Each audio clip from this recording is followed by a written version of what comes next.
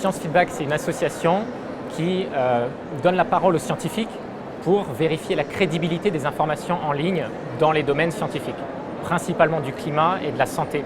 En ligne, il y a énormément d'informations, de plus en plus avec Internet, et des blogs, des journalistes qui ne savent pas forcément toujours qu'est-ce qu'il en est de la véracité scientifique d'une information technique sur le changement climatique, par exemple. Mais il peut aussi y avoir des idéologies qui font que certains refusent le changement climatique et sa réalité parce qu'ils ne sont pas d'accord avec les solutions qu'on peut mettre en place. Donc oui, il y a beaucoup d'informations en ligne qui sont techniques, par exemple sur la santé aussi, et où on a besoin d'un regard expert souvent pour vraiment savoir si ce qu'on nous dit est vrai ou si c'est modifié ou romancé. Science Feedback, c'est effectivement un mécanisme qui nous permet de vérifier des informations, de lutter contre les fausses informations et de faire en sorte de donner la parole directement aux scientifiques. C'est ça l'origine du projet. Moi-même, je suis un scientifique du climat. J'ai arrêté ma carrière de scientifique du climat pour lancer ce projet parce que je me suis rendu compte que dans mon domaine, le changement climatique, il y a beaucoup d'informations qui sont publiées et on n'a pas forcément la voix, nous les scientifiques, pour répondre, dire qu'est-ce qu'on en pense. Donc voilà, c'est un site internet sur lequel, un site ouvert à tous les scientifiques pour qu'ils puissent s'exprimer quand il y a une information virale et dire oui ou non, moi je suis un expert de ce domaine et je dis que cette information manque de contexte ou est fausse, etc. Et donc nous, on agrège tous ces commentaires de scientifiques, on les publie pour le public, mais aussi pour les journalistes, pour les éditeurs, pour amener des corrections si c'est nécessaire, et aussi pour les plateformes internet comme par exemple Facebook, avec lesquelles on est en partenariat, pour faire en sorte que des informations fausses soient moins virales. Récemment, par exemple, on a travaillé sur le coronavirus. Évidemment, c'est partout dans l'actualité. Et ce qui se propage énormément sur les réseaux sociaux ou les blogs, ce sont des informations sensationnelles. Par exemple, comme quoi le taux de propagation de la maladie serait de 15%, alors qu'en réalité, il est de 3%. Donc on publie des explications sur ça, par exemple. Ou alors, il y a des informations sensationnelles qui disent que ce sont les gens qui mangent des chauves-souris dans des soupes en Chine qui sont à l'origine de l'épidémie, alors que ce n'est pas vrai. Même si il y a une toute petite part de vérité qui est que les chauves-souris sont l'hôte dans la nature du virus et c'est en les transportant et ce genre de choses, en les tuant pour les manger, que éventuellement les gens sont infectés à l'origine. Il y a toujours une petite part de vérité et c'est ça qui rend la fausse information crédible. Maintenant, ensuite, ce que font les gens, par exemple dans le cas du coronavirus, c'est de coller des images de quelqu'un qui mange une soupe qui n'a rien à voir. Et donc de montrer des choses vraiment sensationnelles pour monter quelque chose de faux, mais sur une petite base de vérité. Nous, quand on fait des vérifications, on va toujours s'appuyer sur la littérature scientifique, donc sur les articles publiés. Et par exemple, dans ce cas-là, demander à des experts, puisque ce sont eux qui sont le plus à même de voir ce qui est plausible et ce qui ne l'est pas. Donc est-ce que oui ou non, on peut attraper ce virus en mangeant une soupe? Les experts nous disent non, c'est pas comme ça que ça marche. C'est éventuellement en touchant la salive d'un animal malade et en touchant ses yeux ensuite.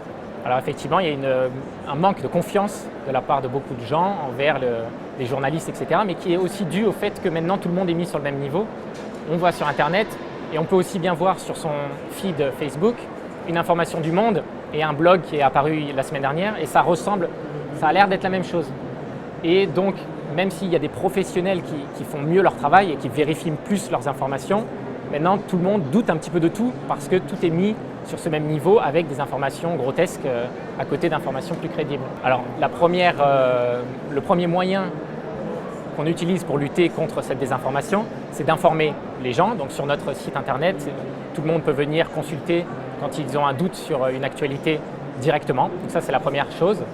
Le deuxième moyen que l'on a, c'est de prévenir les auteurs des informations, donc soit des journalistes quand c'est le cas, soit des auteurs sur Internet, et de leur demander une correction. Et donc ça se passe de plus en plus, c'est-à-dire que les gens corrigent quand ils voient que effectivement, des scientifiques ont démonté l'argument. Et la dernière méthode que l'on utilise, c'est ce partenariat par exemple avec Facebook, qui fait que quand on marque une information comme étant fausse sur Facebook, tous les gens qui l'ont partagée reçoivent une notification.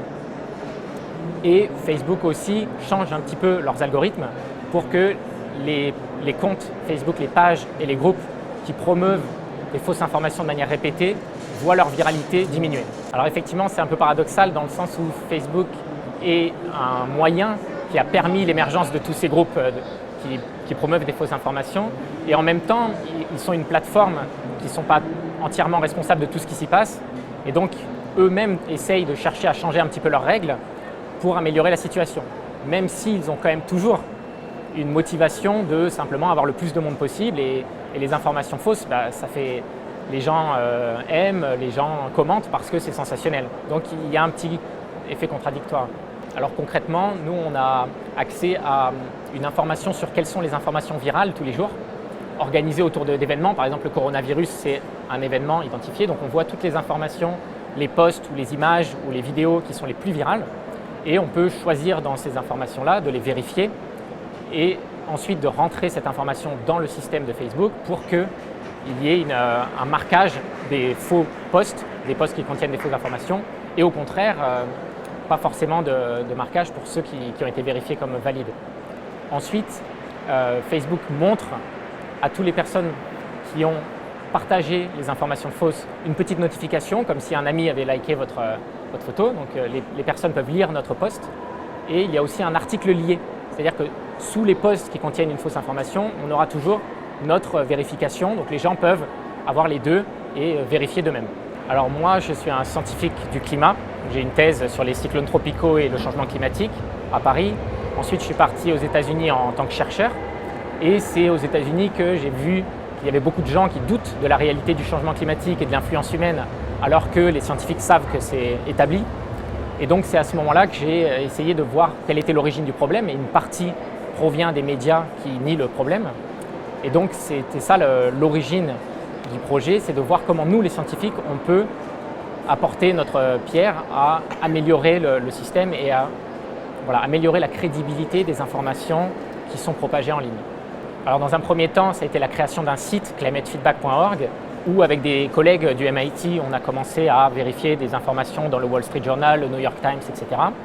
Et petit à petit, on a construit une base de données de beaucoup d'articles que l'on vérifiait. Ensuite, il y a 1 an et demi, j'ai lancé un deuxième site sur la santé, Health Feedback, qui vérifie les informations dans le domaine de la santé. Et on a fait croître le réseau de scientifiques contributeurs jusqu'à environ 400 aujourd'hui, 400 bénévoles qui contribuent.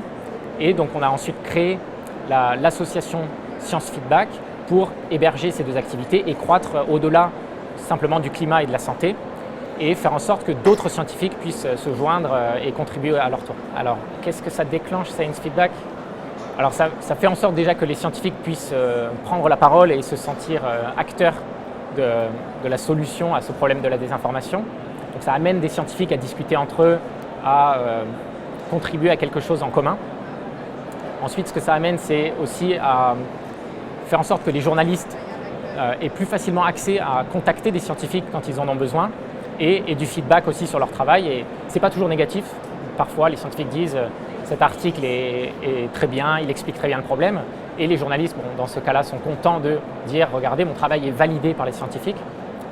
Et la dernière chose que ça apporte, c'est potentiellement des partenariats avec des entreprises qui diffusent beaucoup d'informations comme Facebook, Google, YouTube, etc.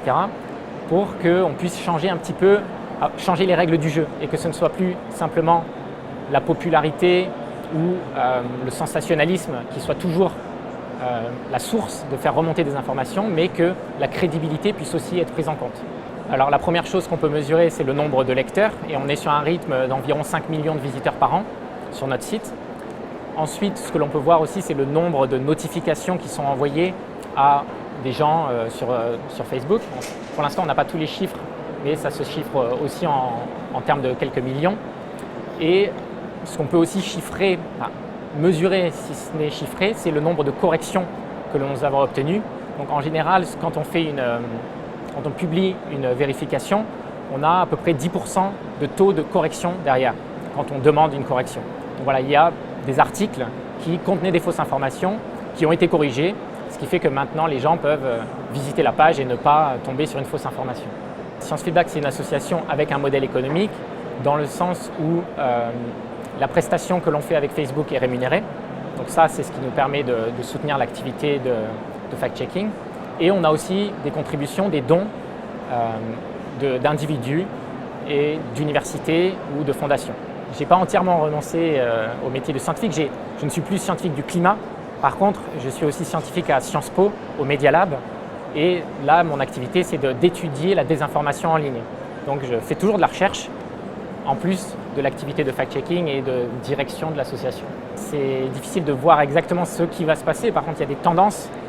La désinformation est toujours de plus en plus présente, par exemple sous la forme de fausses informations, mais aussi, et ça émerge de plus en plus, des fausses vidéos, où par exemple, quelqu'un pourrait prendre mon image et me faire parler, mais sur la voix de quelqu'un d'autre. Donc il y a de plus en plus de facilité de manipuler l'information, et ça peut amener à faire en sorte qu'on ne peut plus faire confiance à rien, en quelque sorte. Donc voilà, là, il y a une tendance qui est quand même que le manque de confiance dans les médias peut augmenter parce qu'on va voir tout et n'importe quoi sur Internet et on ne saura jamais si c'est vrai ou pas ou si c'est manipulé.